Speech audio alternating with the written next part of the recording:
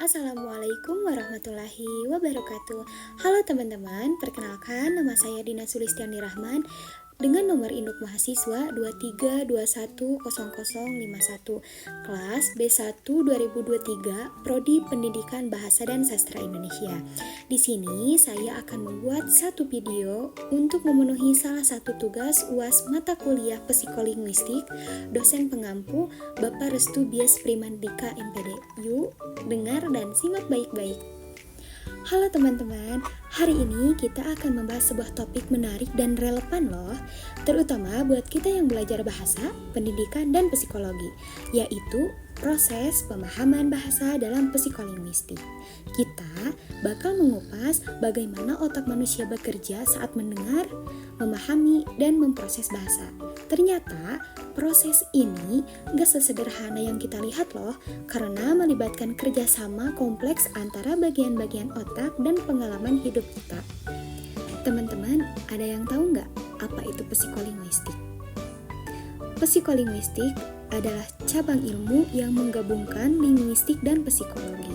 Tujuannya adalah untuk memahami hubungan antara bahasa dan pikiran manusia. Jadi, psikolinguistik menjawab pertanyaan seperti ini teman-teman. Bagaimana kita bisa memahami kalimat? Dan kenapa orang bisa mengalami kesulitan bicara setelah stroke? Apa saja bagian otak yang terlibat saat kita mendengar bahasa? Secara sederhana, psikolinguistik bukan cuma membahas struktur bahasa, tapi juga bagaimana bahasa diproses dalam otak. Tahapan pemrosesan, pemahaman bahasa. Saat kita mendengar seseorang bicara, otak kita nggak langsung paham nih teman-teman. Ada 5 tahapan penting yang harus kita lalui. Pertama, pengenalan suara atau otak menerima sinyal suara. Kedua, fonologi. Suara dipecah menjadi unit bunyi yang dikenal atau fonem. Ketiga, pengolahan leksikal atau otak mencari makna kata di dalam memori kita. Keempat, ada sintaksis, menganalisis struktur kalimat seperti urutan kata. Kelima, semantik, menangkap arti dan maksud dari kalimat. Semua tahapan ini berjalan sangat cepat dan otomatis, bahkan sebelum kita sadar telah memahaminya. Bagian otak yang terlibat. 3 bagian utama otak yang sangat berperan dalam proses ini yaitu: pertama, area Broca, terletak di lobus frontal kiri, berperan dalam produksi bahasa dan struktur kalimat. Kalau bagian ini rusak, orang bisa mengalami apasia Broca, bisa mengerti tapi sulit berbicara.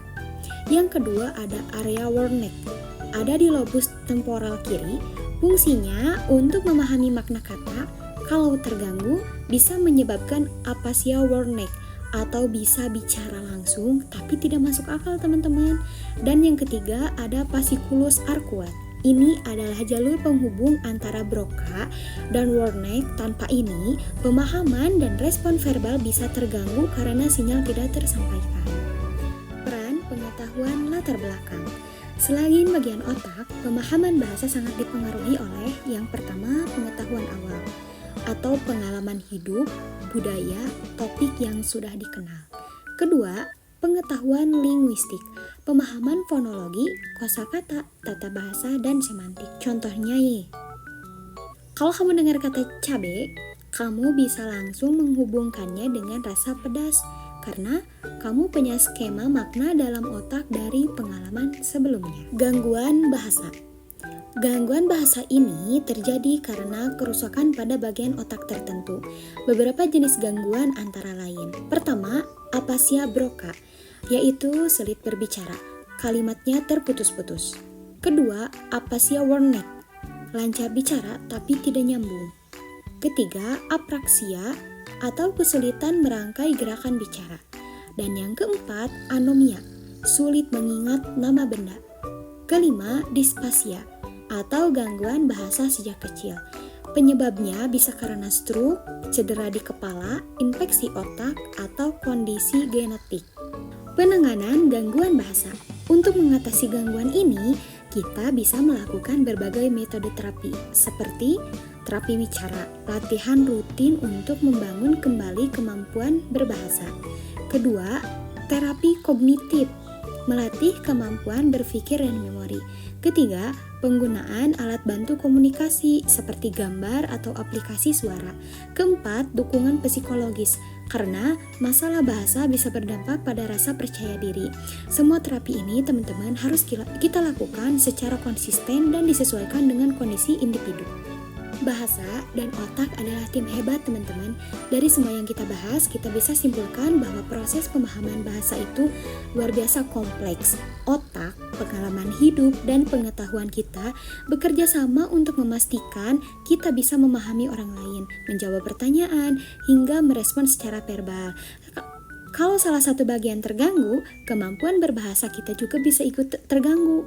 Maka, memahami psikolinguistik bukan cuma penting bagi peneliti atau dokter, tapi juga untuk kita semua yang ingin mengerti cara kerja bahasa dalam kehidupan sehari-hari. Sudah di penghujung penutupan aja nih teman-teman. Terima kasih sudah menyimak penjelasan ini. Semoga bisa menambah wawasan dan membuat kamu lebih menghargai betapa hebatnya otak kita saat berbahasa. Kalau kamu punya pertanyaan atau mau bahas topik lanjutan, tulis di kolom komentar ya. Bye-bye.